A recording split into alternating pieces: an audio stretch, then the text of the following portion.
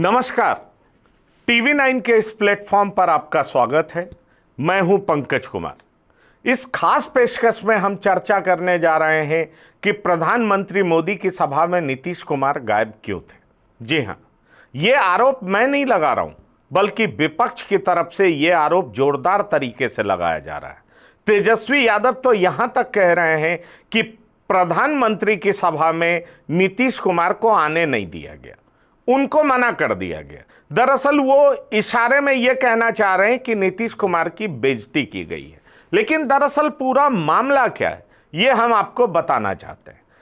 आप ये जान लीजिए कि पिछले 13 दिन में प्रधानमंत्री तीसरी बार बिहार का दौरा किए और पहले 2 चरण के चुनाव की बात करें तो 8 जगहों पर चुनाव होना है। ऐसे में प्रधानमंत्री 5 जगह पर जा चुके हैं। वो नवादा जा चुके हैं, वो जमुई जा चुके हैं, वो औरंगाबाद जा चुके हैं और आज गया और पूर्णिया जा चुके हैं। आपको मालूम है, गया से जीतन राम मांझी चुनाव लड़ रहे हैं। वो एनडीए के उम्मीदवार हैं, हिंदुस्तानी आवाम मोर्चा के सुप्रीमो हैं। और जहां तक पूर्णिया का सवाल है तो पूर्णिया से जेडीयू के उम्मीदवार संतोष कुशवाहा हैं। अब जरा सोचिए कि जेडीयू के उम्मीदवार के लिए प्रचार करने प्रधानमंत्री जाते हैं, लेकिन उनकी सभा में नीतीश कुमार नहीं रहते हैं।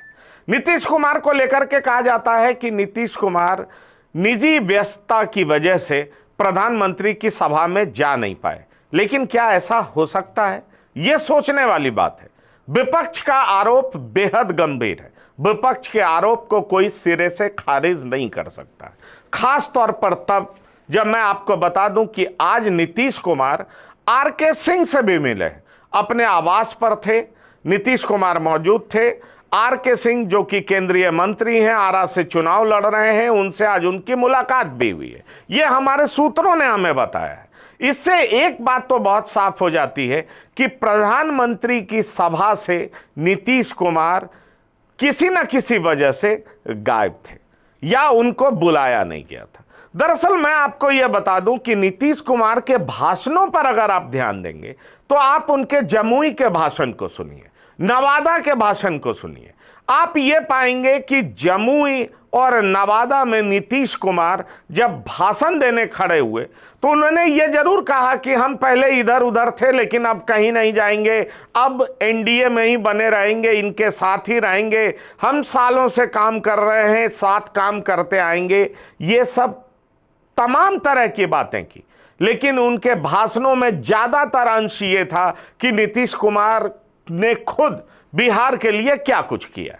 नवादा में तो तकरीबन 20 मिनट तक नीतीश कुमार बोलते रहे और 20 मिनट के भाषण में उन्होंने तमाम अपनी योजना बताई, जो जाहिर तौर पर स्टेट गवर्नमेंट द्वारा जो की गई थी, यानी नीतीश कुमार के द्वारा जो किया गया कार्य था। उसमें उन्होंने यहां तक बताया कि नल जल कल की व्यवस्था नीतीश कुमार की सोच थी और बाद में केंद्र ने उसे अपनाया। और इसी तरीके से उन्होंने हर गली में सड़क बनाने की बात की। कहीं भी उन्होंने ये बात नहीं की कि प्रधानमंत्री ग्रामीण सड़क योजना कहां तक पहुंची है। उन्होंने केंद्र सरकार के काम को बहुत ज्यादा तवज्जो नहीं दिया और हालत तो ये हो गई कि उन्होंने यहां तक कह दिया कि 400 सीटों की जगह वो कहने लगे कि 4000 पार हो जाएगा एनडीए। तो आप समझ लीजिए कि नीतीश कुमार के भाषणों में अपने लिए तारीफ ज्यादा थी, अपनी सरकार के लिए तारीफ ज्यादा थी और वो फ्लो में इस तरीके से बोल रहे थे, ऐसे लग रहा था कि वो प्रधानमंत्री की सभा में उनके मंच पर खड़े होकर के अपने सरकार के कामों को लोगों को बता रहे हैं। जबकि प्रधानमंत्री जिस भी सभा में होते हैं, प्रधानमंत्री हीरो होते हैं। लाखों लोग प्रधानमंत्री को सुनने आते हैं। प्रधानमंत्री अपने द्वारा किए गए कार्यों को जनता को बताते हैं और अब तो यहां तक कह रहे हैं कि इस बार जो संकल्प पत्र बीजेपी ने घोषित किया है उसको लोग संकल्प पत्र नहीं बल्कि गारंटी कार्ड कह रहे हैं। मतलब प्रधानमंत्री मोदी जो कहते हैं वो गारंटी होती है। इसलिए आप सुन रहे होंगे चुनाव के प्रचार में मोदी की गारंटी, मोदी की गारंटी, मोदी की गारंटी कह करके प्रधानमंत्री मोदी खुद हर सभा में कहते हैं कि वो आने वाले समय में देश की जनता के लिए क्या करने वाले हैं। वैसे ये बात सच है कि तेजस्वी यादव ने कई सवाल खड़े किए। तेजस्वी यादव ने पूछा कि वारसली, नवादा, मोतिहारी में जो चीनी मिल बहाल करने की बात थी उसका क्या हुआ, स्पेशल स्टेटस का क्या हुआ, 2 करोड़ रोजगार का क्या हुआ। कई ऐसे सवाल थे जिन सवालों के जरिए तेजस्वी यादव ने पीएम पर जबरदस्त अटैक किया, लेकिन प्रधानमंत्री मोदी ने भी आरजेडी पर करारे हमले करते हुए कहा कि अब लालटेन युग जा चुका है, लालटेन से तो मोबाइल भी चार्ज नहीं किया जा सकता है। हम लोग भ्रष्टाचार को मिटाने के लिए आए हैं, हम लोग भ्रष्टाचार को खत्म करने के लिए आए हैं। लेकिन ये जो घमंडिया गठबंधन जो कि प्रधानमंत्री इंडिया गठबंधन को बोलते हैं, वो भ्रष्टाचारी को बचाने के लिए बैठे हुए। इतना ही नहीं, प्रधानमंत्री ने यहां तक कहा कि चारा खाने वाले जो लोग हैं उन पर तो कोर्ट का भी मोहर लग चुका है, यानी लालू प्रसाद पर तीखा हमला था और उन्हें सजा याफ्ता बताने की कोशिश की गई थी। लेकिन बड़ा सवाल यह उठता है कि पूर्णिया में संतोष कुशवाहा के लिए वो प्रचार करने गए थे, पर संतोष कुशवाहा के लिए वो वोट तो मांग रहे थे और संतोष कुशवाहा की जीत के लिए वो जनता से अपील कर रहे थे। लेकिन उस सभा में मुख्यमंत्री नीतीश कुमार का नहीं होना कई सवालों को जन्म देता है। गया में वो जीतन राम मांझी के लिए वोट मांग रहे थे, लेकिन उस सभा में भी नीतीश कुमार का नहीं होना कई सवालों को जवाब देता है। अब कहने के लिए बहुत कुछ कहा जा सकता है, लेकिन मेरे सूत्र बताते हैं कि जिस तरीके से नीतीश कुमार इन दिनों भाषणों में बात कर रहे थे और साथ ही साथ राज्य सरकार के कामों को गिनवा रहे थे, केंद्र सरकार के कामों को तवज्जो नहीं दे रहे थे, और इस वजह से कहीं ना कहीं जो प्रधानमंत्री की सभा अरेंज करने वाले लोग थे उनको समझ में आ गया कि नीतीश कुमार बहुत ज़्यादा समय भी लेते हैं, अपने राज्य सरकार के कामों को गिनाते हैं। ये विधानसभा का चुनाव नहीं है, ये लोकसभा का चुनाव है। ऐसे में एनडीए कि घोषणा पत्र क्या है, उसका संकल्प पत्र क्या है, एनडीए आगे क्या कुछ करने वाला है, प्रधानमंत्री ने पिछले 10 सालों में क्या कुछ किया है, यह बताया जाना बहुत जरूरी है। क्योंकि मैं आपको बता दूं कि प्रधानमंत्री मोदी इस बात को जोर देकर के कहते हैं कि जो लोग कह रहे हैं कि हम जीतेंगे तो संविधान बदल देंगे।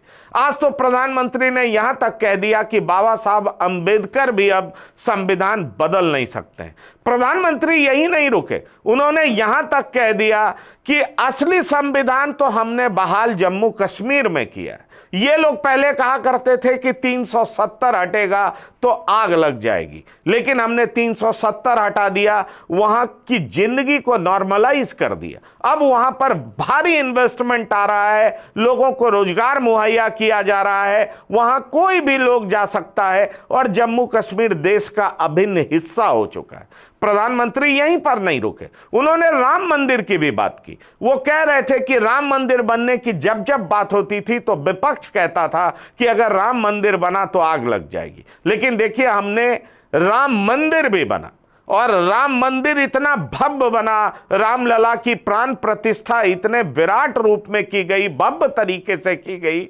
जिसकी पूरी दुनिया में चर्चा हो रही है। और इतना ही नहीं, प्रधानमंत्री ने यह भी वादा किया है कि आने वाले समय में 75 साल के उम्र के लोगों को मुफ्त में स्वास्थ्य सुविधा दिलाई जाएगी, 3 करोड़ लोगों को घर तक दिया जाएगा। तो ये तमाम तरह के वादे प्रधानमंत्री अपनी सभाओं में कर रहे हैं। और साथ ही साथ एक बात कहना नहीं भूल रहे हैं कि अभी तक जो आपने देखा वो सिर्फ ट्रेलर था, लेकिन हमने जो वादा किया, चाहे 370 हो, चाहे राम मंदिर हो, चाहे ट्रिपल तलाक का मुद्दा हो, हमने जो भी वादे किए हमने उसको पूरा किया। इतना ही नहीं, हमने जल नल योजना, घर घर जल पहुंचाने की योजना से लेकर के लोगों को घर देने से लेकर के, और जो मुफ्त का राशन है वो अगले 5 साल तक मुफ्त में मिलता रहेगा, इसकी भी समुचित व्यवस्था हमने कर दी है। ये सही बात है कि ये सारी बातें प्रधानमंत्री द्वारा बोली जा रही हैं ताकि लोगों को आकर्षित किया जा सके, लोगों में भरोसा दिलाया जा सके, और चुनाव के समय में इस तरह की पॉपुलिस्ट बातें की जाती हैं ताकि जनता को अपनी तरफ खींचा जा सके। लेकिन आज प्रधानमंत्री के दौरे से एक चीज बहुत साफ नजर आ गया कि बिहार प्रधानमंत्री पहुंचते हैं, गया जाते हैं, पूर्णिया जाते हैं और पूर्णिया में जेडीयू के उम्मीदवार के लिए प्रचार करते हैं, लेकिन वहां पर नीतीश कुमार की अनुपस्थिति सवालों को जन्म देती है। और सवाल यही उठता है कि जेडीयू के उम्मीदवार के लिए प्रधानमंत्री प्रचार कर रहे हो और वहां जेडीयू के सर्वोपरि नेता मौजूद नहीं हो, तो निश्चित तौर पर सवाल तो उठते हैं। जहां तक गया का सवाल है, तो गया में प्रधानमंत्री मोदी ने एक और कोशिश की। वो कोशिश ये थी कि अश्विनी चौबे को कैसे मनाया जाए। दरअसल अश्विनी चौबे को पीठ थपथपाते देखे गए प्रधानमंत्री और उन्होंने अश्विनी चौबे को अपने बगल में बिठाया। दरअसल आपको पता है कि बक्सर में जिस तरीके से अश्विनी चौबे की जगह मिथिलेश तिवारी को टिकट दिया गया, कहा जाता है कि अश्विनी चौबे खासे नाराज, खासे गुस्से में। उसके बाद अश्विनी चौबे को मनाने की कोशिश जारी है। बक्सर सीट बेहद इंपॉर्टेंट है, वहां से एक और निर्दलीय प्रत्याशी के तौर पर आनंद मिश्रा लड़ रहे हैं, जो कि आईपीएस ऑफिसर रह चुके हैं। ऐसे में बीजेपी को नुकसान कम हो, इसलिए अश्विनी चौबे को मनाने की कवायद गया के स्टेज पर देखी गई। एक बात और भी देखा गया कि जीतन राम मांझी जब अपना भाषण दे रहे थे तो वो मगही में ही बोल रहे थे और वो कह रहे थे कि प्रधानमंत्री का आशीर्वाद उनकी जीत के लिए क्यों जरूरी है। तमाम तरह की बातें हुई, लेकिन एक बात जो लगातार लोगों के बीच चर्चा की विषय बनी हुई थी, वो थी मुख्यमंत्री की अनुपस्थिति। मुख्यमंत्री नीतीश कुमार अनुपस्थित क्यों थे? क्या मुख्यमंत्री को बीजेपी के द्वारा इनवाइट नहीं किया गया था? क्या मुख्यमंत्री को बीजेपी स्टेज पे बुलाना नहीं चाह रही थी? दरअसल हमारे सूत्र तो यही कहते हैं कि पिछले 2 सभा में मुख्यमंत्री का भाषण जिस तरह का था, 20 मिनट तक लंबा भाषण दे रहे थे और उसमें वो राज्य सरकार के कामों को ही गिना रहे थे, केंद्र के कामों की चर्चा वो कर नहीं रहे थे। और केंद्र सरकार द्वारा, खासतौर पर मोदी सरकार द्वारा इतने सारे कामों की व्याख्या की जानी चाहिए थी, क्योंकि ये लोकसभा का चुनाव है, ये प्रधानमंत्री मोदी के चेहरे पर चुनाव लड़ा जा रहा है। इसलिए नीतीश कुमार द्वारा अपने ही कामों की प्रशंसा करना, बखान करना निश्चित तौर पर यह कहीं से सही नहीं था। इसीलिए इन 2 सभाओं में जानबूझकर एक रणनीति के तहत, जो हमारे सूत्र कहते हैं, एक रणनीति के तहत नीतीश कुमार को दूर रखा गया ताकि प्रधानमंत्री मोदी की सभा हो और मोदी मैक्सिमम लोगों तक पहुंच सकें, उनके बीच संवाद कायम कर सकें और आगे की अपनी योजना लोगों को बता सकें। शायद यही वजह है कि आज नीतीश कुमार ना तो गया में दिखे और ना ही पूर्णिया में दिखे। तो नीतीश कुमार की अनुपस्थिति की वजह क्या थी, हमने आपको बता दिया। आगे जो भी अपडेट्स आएंगे हम आपको बताते रहेंगे। जुड़े रहिए टीवी 9 के साथ ताज़ा तरीन खबरों के लिए। धन्यवाद, नमस्कार।